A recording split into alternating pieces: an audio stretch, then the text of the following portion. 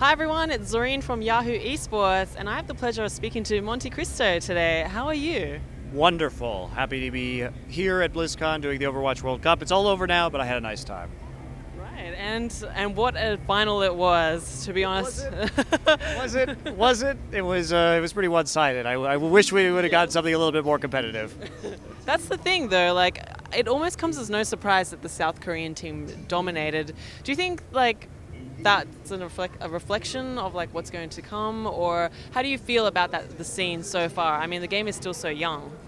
I think the Korean team was very strong, but they had also gotten a lot of strong, maybe the strongest professional players at a variety of their positions. A lot of the other teams that could have been strong, like France, decided to vote in not their professional players. So I don't think it's really a good representation, because we could have had a lot of very powerful Western players and Western teams here that didn't show up because of the fan vote system. Hopefully, if they do this again next year, that'll be something that changes. But for the most part, I do think it's a good indication of Korea's strength, but as we saw at APAC, Rogue beat Lunatic High pretty convincingly in the finals. I don't think it means that we're in for Korean domination, at least right now. At least right now. And I guess we are at BlizzCon and we are coming off the announcement of Overwatch League. I think, you know, as a caster and someone who's been familiar with esports for a while, I'd like to get your initial thoughts and reactions to the announcement. I think that I am cautiously optimistic. I think the devil is in the details, obviously, with a lot of these announcements that all the information hasn't come out yet.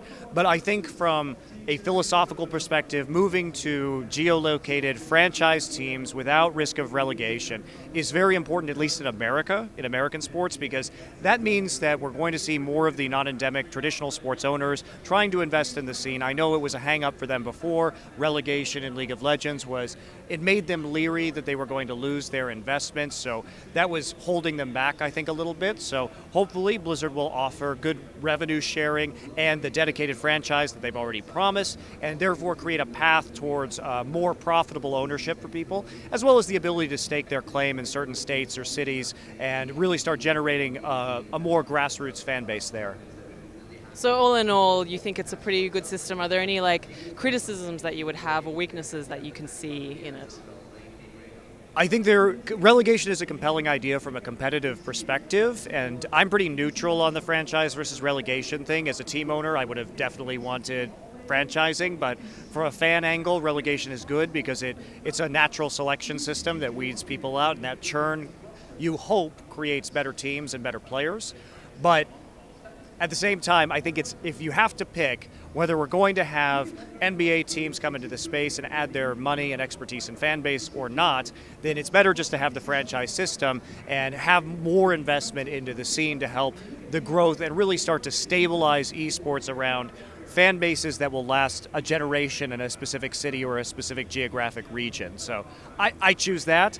Obviously, there are other problems with it. You could have some owner fail out, or possible financial issues if there isn't enough money coming into the league. Perhaps if Blizzard fails to deliver on promises to do revenue sharing, perhaps, or potentially like the game collapses in some way soon. If Overwatch isn't as big of a success as Blizzard would like it to be, that could be very harmful as well, and it might actually cause some of these non-endemic owners to pull out of esports altogether. So there are dangers, but hopefully things will go well and it will all click into place eventually. Surely there will be road bumps, and surely there are dangers, but hopefully we can get into a good place with it. And you've been casting Overwatch a lot recently. How do you find the experience to be compared to like the old stuff that you used to cast on like League? I think currently with the spectating tools that Overwatch has, it is the most difficult game I have ever cast. I actually think it is one of, if not the most difficult games that has ever existed to cast, and there are spectating issues. Blizzard is very aware of these. I've talked to them about some improvements, so I'm very optimistic about the future. I do think, especially at the World Cup here, they did a really good job of using 6 observers to capture all the action, and that's something that the observers and the directors, the producers are all learning how to do as well. But I thought particularly by the time we got to the bracket stage, the observing was actually in a very good place, so it's becoming much easier to cast in that regard. So it's not only, this is my first FPS, so I'm learning how to do casting for that. It's a challenging game to cast that requires a lot of observers and a lot of knowledge from the director in order to get the proper angles and understand clearly what's going on in the game and tell that narrative to the fans visually. But it's just a new game in general, and so I had to learn some of the nuances of the game. It's been very helpful for me to have the professional teams in Korea because I've been going to their practice facilities and watching them scrim for 10 hours a day, asking them questions, learning about the title. I am not where I would like to be yet, but hopefully by the end of Apex I'll feel much more comfortable with the title, and I'm enjoying it. Out of all that, I'm really enjoying it. I'm really enjoying the game and really having fun watching and casting it. It's a challenge, but it's a good one. I mean, you're obviously putting a lot of hard work and effort into becoming like a caster for Overwatch. You know, you're watching the game for 10 hours a day and stuff. How are you finding the support, like, from the Blizzard side of things? Like, do you think that, I mean, one of the things that they announced as part of Overwatch League was, you know, minimum player salaries and benefits, like, for players as well. And how do you feel about that, like, coming into it as a caster from the business side of things? Do you feel like the company's looking after you properly? Like, what would you say about that? I think Blizzard has been absolutely wonderful to work with. They're a company that is accustomed to dealing with freelance talent. That's pretty much almost everybody in Activision Blizzard titles is a freelancer already. So they have years of experience dealing with us in esports. They treat me extremely well. They're very open. I feel like if I have comments about the game or the esports angle, whether it's the business angle, systems for observing, ideas for competitive formats, everybody at Blizzard is incredibly open to feedback and soliciting feedback from myself and all of the other casters and professional players who have been here. And that's a change when I've worked with previous developers that tend to be very closed off, very uninterested in what's going on outside. Blizzard has been refreshing in a way that they really do want the criticism, they really do seek that out, and then seriously listen to either compliments or criticism that you may have about the title. So from that angle, it's been great. From the compensation angle, it's been absolutely wonderful. Blizzard paid me more for 2 weeks here than Riot has paid me in 5 weeks for a world championship, so they're actually hitting industry standard rates. So it's been a really positive experience. I don't know if you saw, but there was a question asked in regards to that prior to Worlds at the press conference. I heard of that. And Riot issued a response that didn't go into specific and wasn't quite detailed. I don't know if you saw their response, but you did. So what do you think about their response to that? I thought didn't say anything. I thought it was absolutely ridiculous. Basically, any freelance caster, I did the esports salon with Thorn and Sembler and Capitalist, and I think that any esports caster in a major title, if you told them the amount of money those Riot casters make and the restrictions that they have on their careers to not being able to monetize their own content, not being able to do other games, being forced to go into the office every day for basically no reason. I think when you start to tell people about this, I don't think there's a tier 1 freelance caster on the planet who's already ensconced in Dota or CSGO or League like I was, or maybe even the new upcoming Overwatch League, that would say that this is a place that casters want to go. And Riot said, Waylon Roselle said in the response to that they wanted Riot to be a place where the best talent would seek to work. And that is just blatantly untrue right now, because from an outsider perspective, there really are very few benefits. There's no real money benefit. There's no stability benefit, because if League dies, they're not going to have jobs anyway, so it doesn't matter if you're a freelancer or not. And there's no benefit to really independently growing your brand, which you need to switch from game to game. And one of the things that I've done successfully, we've only had one episode of Oversight so far, but Thorn and I have fans, and if we want to move content into a new game, our fans will watch it, listen to it, maybe be interested in the new title. And those kind of things are very valuable, because you will never, ever, as an esports caster, do one title if you're around for 10 years. Absolutely. I mean, that being said, though, would you work with them again if an opportunity ever came up, or if things worked out? Of course.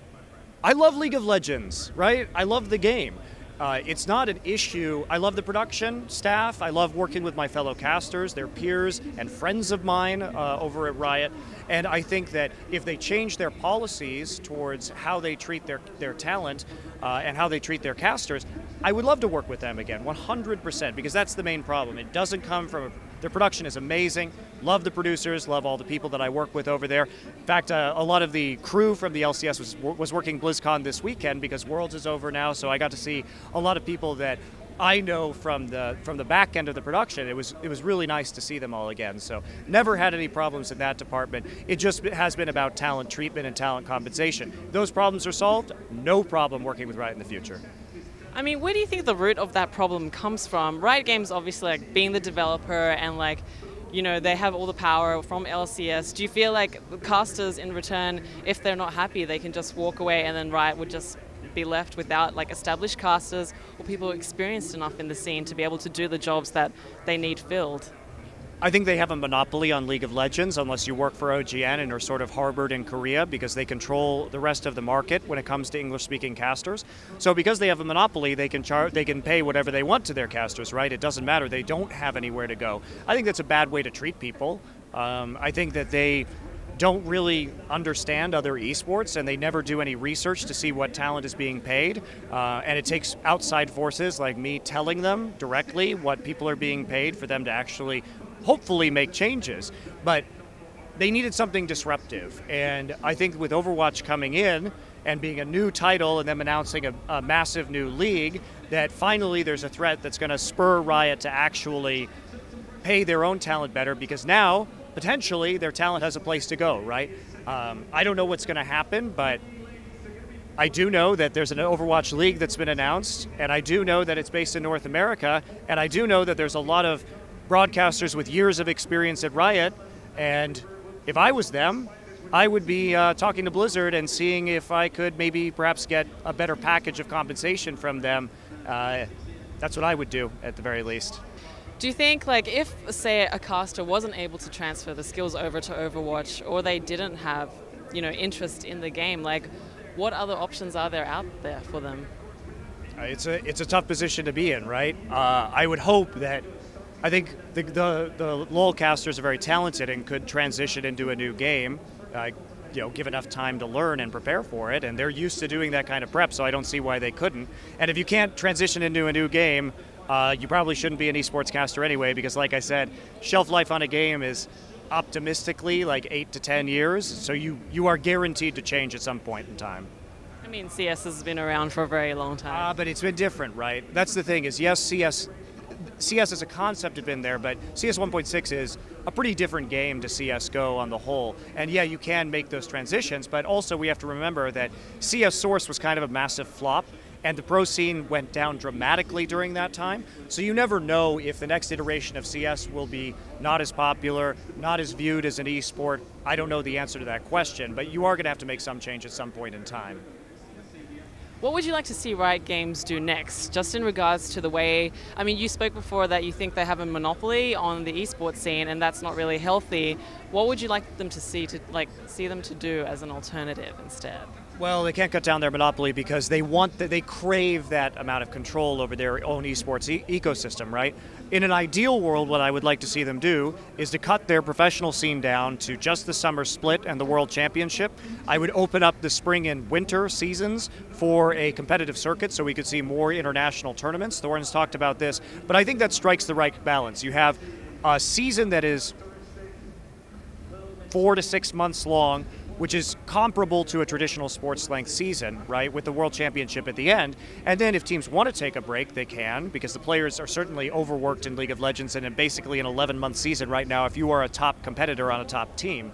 But open up that circuit. Let us see more international competition. If teams want to accept invites, let them go do that. I think that would be really fun for the fans because the spring season it gives circuit points and it's better than it used to be where it gave nothing, but it's still kind of a waste of time.